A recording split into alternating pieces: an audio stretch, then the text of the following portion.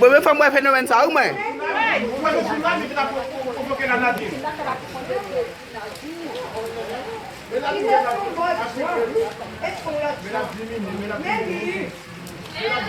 Bel bay oui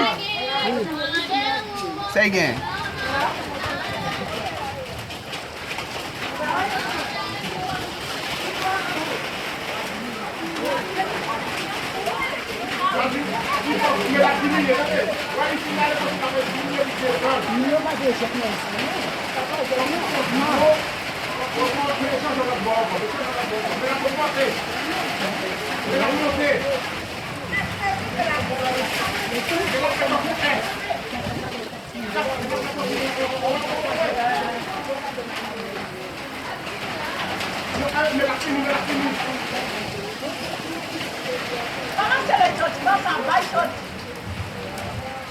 ba ko mon bay ça non rek